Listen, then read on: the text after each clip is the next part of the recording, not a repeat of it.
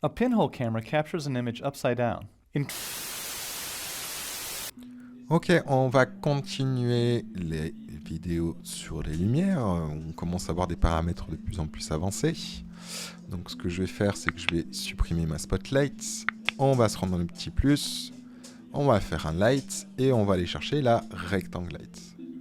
Ok, la rectangle light, tout de suite on voit que ma pièce est très éclairée, donc tout de suite ça permet de savoir qu'on a de l'indirect illumination qui se trouve présent. Effectivement, on voit volumétrique, enfin indirect lighting intensity, excusez-moi, pas volumétrique, mais indirect lighting intensity.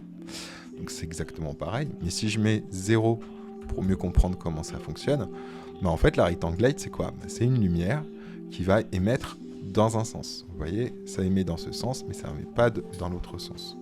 Si je la prends et que je fais une rotation, voilà, on s'aperçoit encore plus. En fait, une rectangle light, c'est un peu une point light particulière.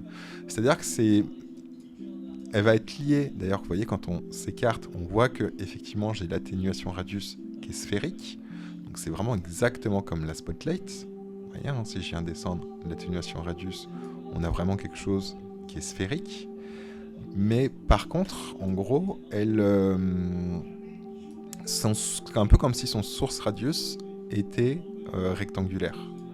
Et surtout, en fait, c'est que ça me fait une espèce, là on le voit bien, une espèce de demi-sphère. La point light, elle émet sur 360 degrés. La spotlight, je peux l'emmener pour faire un arc à peu près comme ça. La rectangle light, on a vraiment une espèce de demi-sphère. Qu'est-ce qu'on a comme partenaire, comme paramètre particulier? On a son intensité, pareil. Est-ce que je veux que ce soit en candela ou en autre unité de mesure? On a également l'atténuation radius, exactement comme la point light.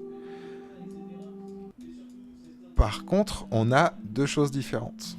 Même quatre. Ces quatre éléments sont liés les uns aux autres. On a la source white, mais vous voyez que du coup, ça augmente pas mon éclairage ici, mais par contre, ça va plus me l'éclairer ici.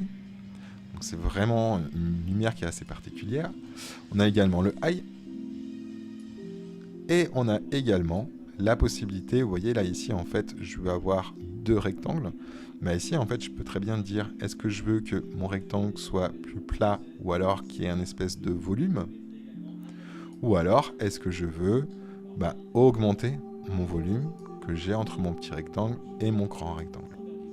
La rectangle light, moi je vais beaucoup m'en servir pour accompagner souvent par exemple une directional light qui est ma lumière du soleil.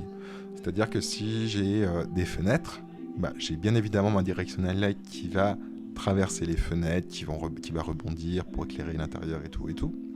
Mais par contre, ma rectangle light, moi je viens du coup en mettre aux ouvertures des fenêtres et des portes s'il y a besoin pour accompagner ma directional light. Ça améliore, je trouve, le rendu. C'est rare que je me suis servi de la rectangle light comme lumière principale. Même je crois que je ne l'ai jamais fait. Donc je m'en sers beaucoup finalement pour accompagner certaines lumières.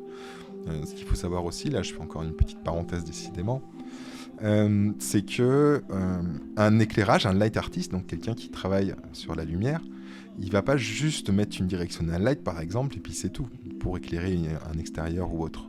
Mais on va souvent aussi se servir des lumières pour coloriser une scène. Elle va pas forcément éclairer, mais elle va donner une teinte.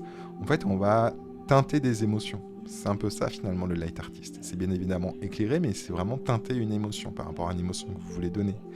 Une lumière bleue, une lumière rouge, une lumière verte, etc. Ça peut donner des intentions différentes, des sentiments, des émotions différentes.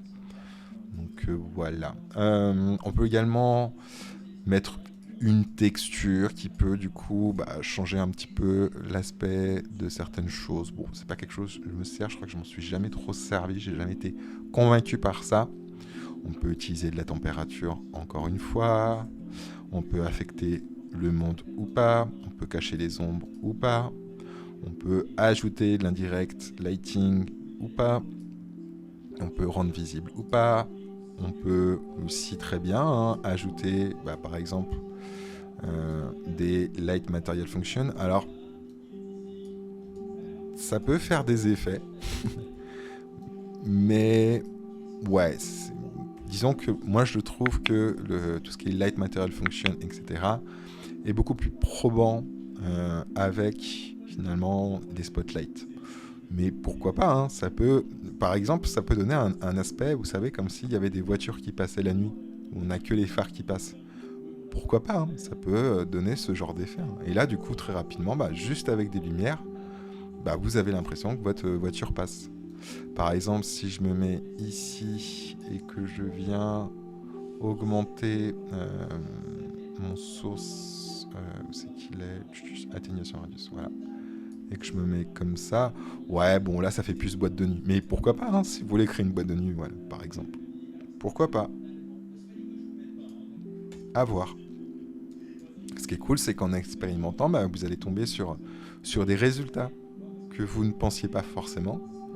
Et du coup, ça peut vraiment vous donner des idées pour des futurs projets. Et là, ce qui est cool, c'est que j'ai vraiment une seule lumière qui est blanche. Et vous voyez, le fait que ça tape des fois contre des objets, ça va me donner du coup des rebonds avec des couleurs très intéressantes ici. Là, ici aussi, là, de temps en temps. Là, j'ai un petit peu de jaune, etc., etc. Tant qu'on est là-dessus aussi, je fais un petit peu une parenthèse. Hein. Non, je ferai sur une autre vidéo. On va pas mélanger les choses. Donc, on était là-dessus, hein, sur les light functions. Bien évidemment, hein, je peux très bien aussi mettre un IES. C'est tout à fait possible pour encore obtenir un effet particulier par rapport à ce que vous voudrez, etc. Mais encore une fois, hein, c'est surtout fait pour les spotlights. Hein. Mais c'est possible.